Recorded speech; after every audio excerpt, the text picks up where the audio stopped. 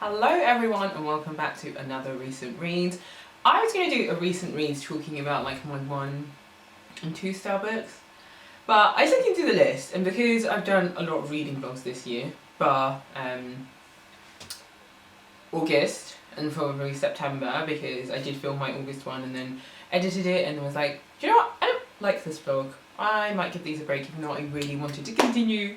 I wanted to have committed to doing one every single month for this year, but you know, goals and things change. So yeah, in a lot of my reading vlogs I have already spoken a lot about these 1 or 2 star books, so I was just like, nah, I don't really want to do that. So instead today what I'm going to do is talk about the sort of like middling books, so the books that are about like 2.5, 2.75, 3, even going up to 3.5, just because there's a range of them and I just have different things to say about why I gave them different ratings. I mean, that's usually how things go, but I think it's just interesting to see why certain books might get certain things from you, whereas others are just like, this is okay, this is a regular book and it deserves like just a standard old 3 stars. So let's get started. The first book I'm going to speak about is I Who Have Never Known Men, and this is a translated novel.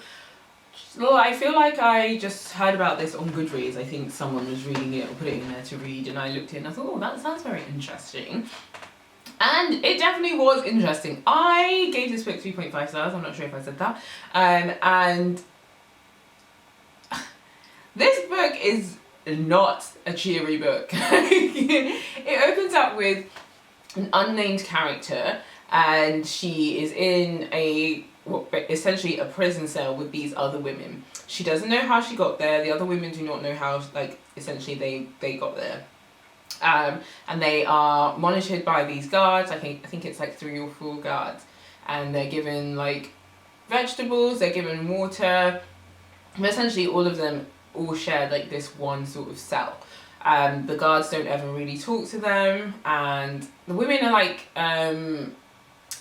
all of varying ages, and it's so vague and unknown, my sort of review, because, or like my description of it, because the book itself is so vague and unknown, because these characters don't know anything about themselves. Like the older women know about their past lives, obviously, but none of them know how they got there. You know, they don't know why they're there, they don't know what is happening. To speak about the rest of the book and the story that goes on would be a spoiler.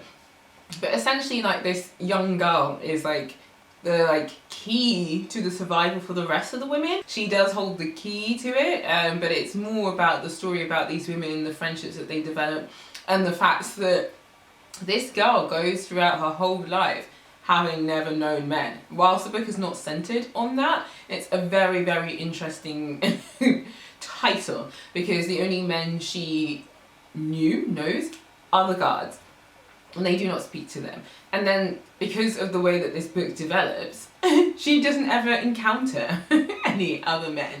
What I will say about this book is that it's very, I want to say bleak, but I didn't actually find it bleak. I just found it very like realistic and accepting of the situation.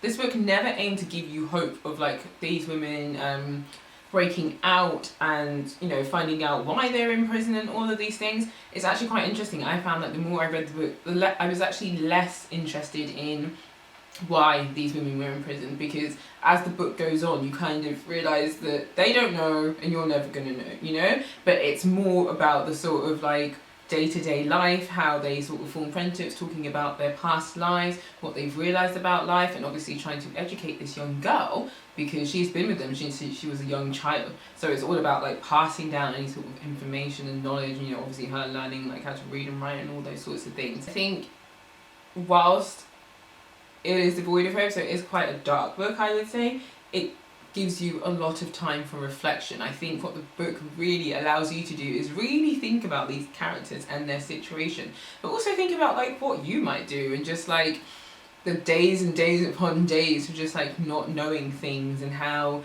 you start to learn different things, especially when you're this young girl and you're being taught different things. You think about like what is actually necessary in terms of like your development, and why we learn certain things in a I guess, society that we're in now. You're learning things, so it's like career progression, or you know, to get a job, but in the sense of like where these women are and like not knowing anything about like what their world is. It's like, what skills do you choose to learn for like your survival? So it is really interesting in that sense, because you're like, do they need to learn this? Does she need to learn X, Y, and Z? So yeah, it's really reflective in that sense. I wish I could talk more about it, but that would definitely ruin it.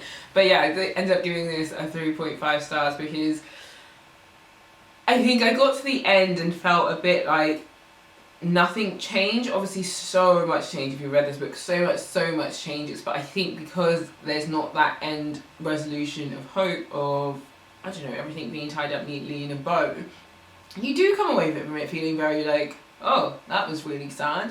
And for me, emotion plays a huge part in how I rate a book. So I didn't think there was actually anything wrong with the book, but I wasn't like, wow, completely like blown away. I was like, wow, that gave me pause for thought, and I found that really interesting.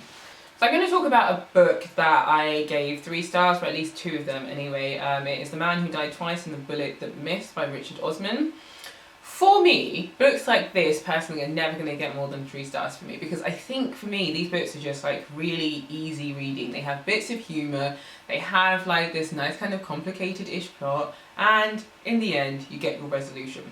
So if you don't know, this is the Thursday Murder Club series, and I believe The Man That Died Twice is number 2, and The Bullet That Missed is number 3. I think I have spoken about each of these books in different videos, and to be honest, I don't really think that the plot so much matters. It is essentially these octogenarians solving crimes, and one of them is Elizabeth, and she used to be in the police force. No, it was the other woman that used to be in the police force, but Elizabeth used to do something with like secret spies and MI5 and all that sort of stuff. And the rest had a different like sort of background, and it's a woman named Joyce, there's a man named Ibrahim and a man named Ron. They have like sort of on side on their team kind of is a policeman, or two, a policewoman Donna, and then a policeman Chris, and then there's also, I guess, their resident gangster Broderick.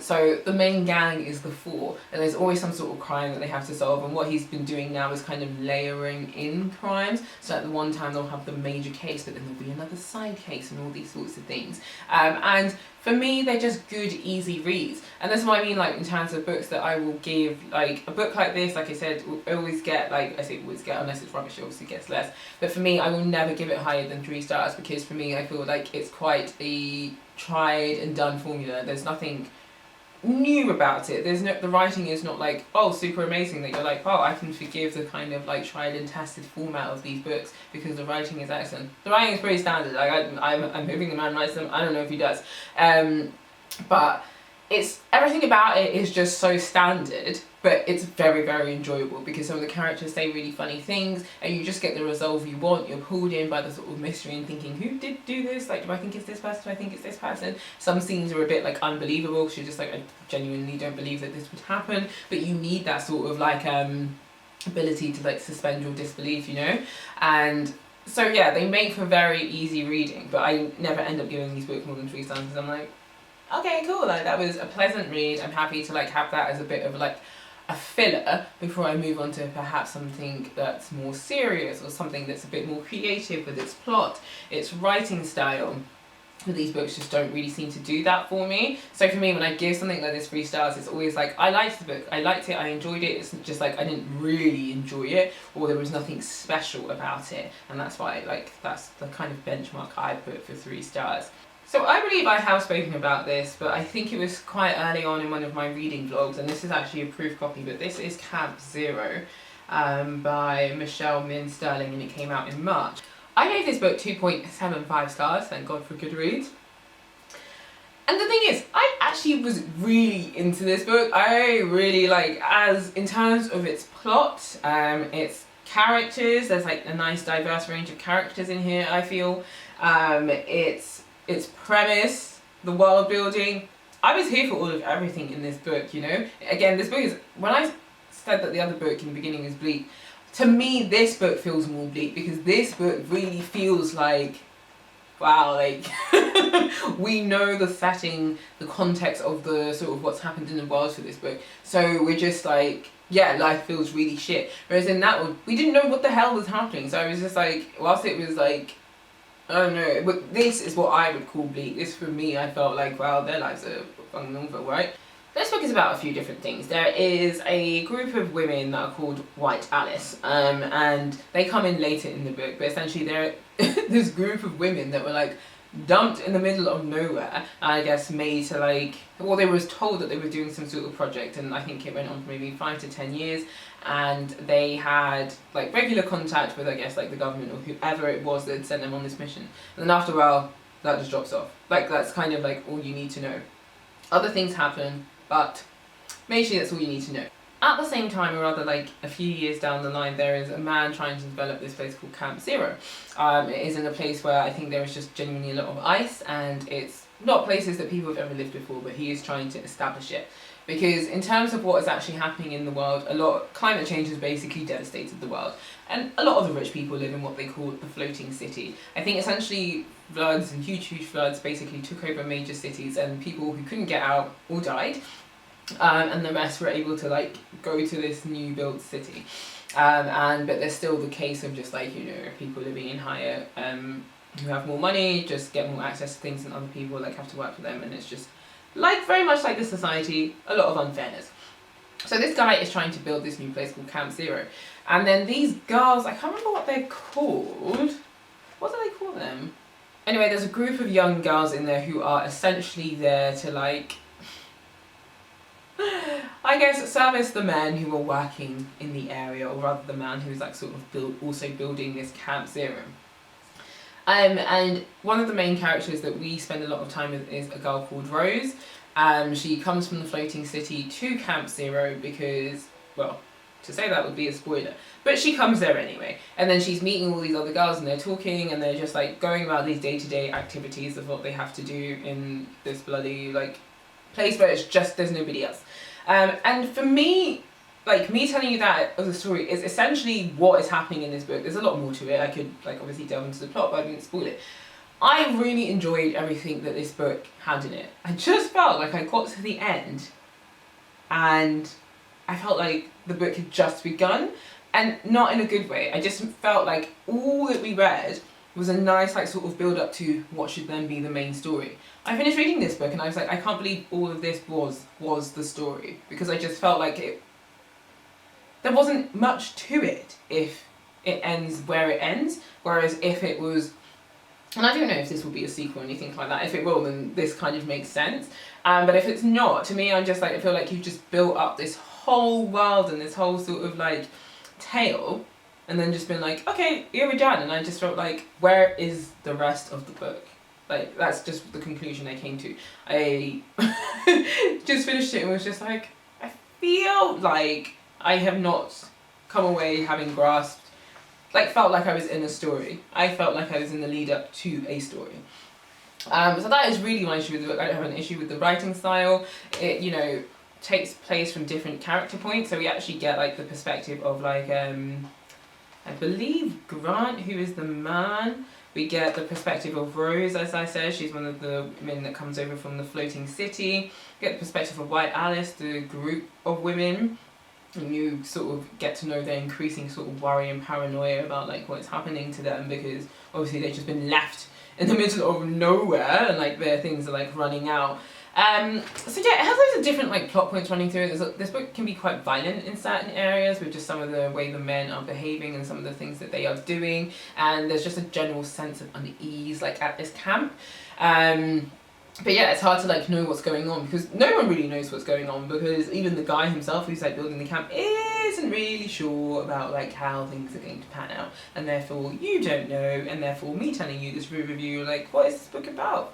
It doesn't know. But honestly, in terms of writing style, character, pacing, plot, nothing wrong with it. I just felt like actually the majority of the story is still due to take place, and for me that feels weird. I don't often come away from reading a book and thinking, I felt like that was just like the prequel, like a little taster before you get to the, you know, the real meal. So the final one that I'm going to speak to you about is Questions for Ada, and this is actually a poetry collection. And the reason I want to talk about this one is because actually I believe this is a poetry collection that I've read 3 times, but I believe on the first 2 occasions I gave this 4 stars. This time I gave it 3 stars.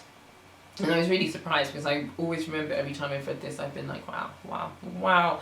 And because I have it on my Kindle, I'm able to like see what poems I have like bookmarked, or places that I've underlined. And it's actually interesting going back to them and being like, I don't think that was as good as I thought it was back then. Or actually, I changed my mind. Yeah, this poem is nice, but actually I prefer a really different one now, and I bookmark that. I think for me, it's so interesting because I actually really like resonate and really relate to this book a lot. For me, the change in my rating is just interesting to me because I really relate to this book a lot. This is a Nigerian author, and she talks a lot about like African Nigerian culture and sort of, I guess, relationships, romantic relationships with your parent, the diaspora.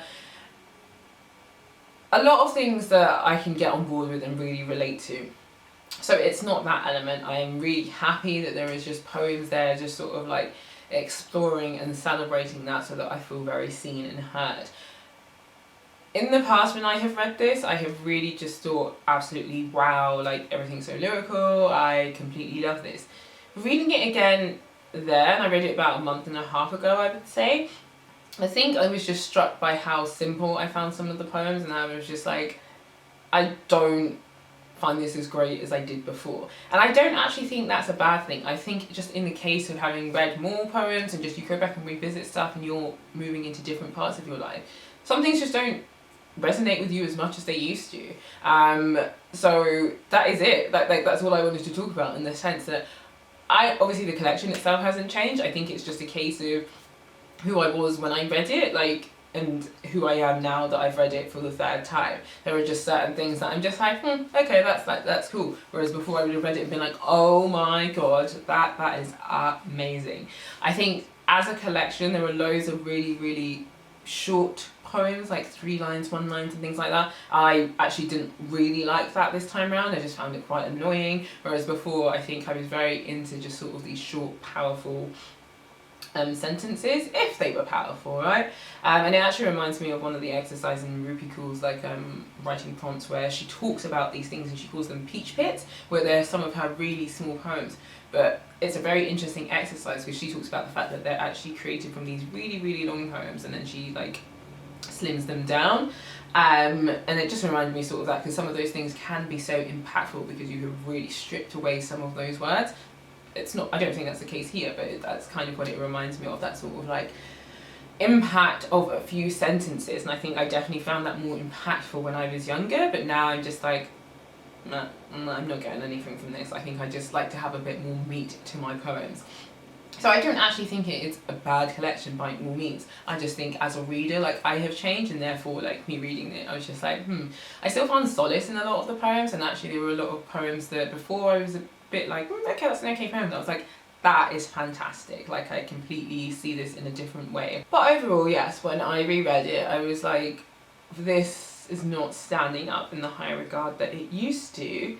And therefore, it's gonna have to be a 3 stars. It is I like it, I love it. Not a wow, like this really blew me away, I really, really like it, or anything like that. So, yeah. So those are 4 books for you today, just books that are sort of, you know, in that middle point. And I think they're all in that middle point for different reasons, but they also do have different ratings. But yeah, thank you so much for watching this video, and I will catch you in my next one. Bye!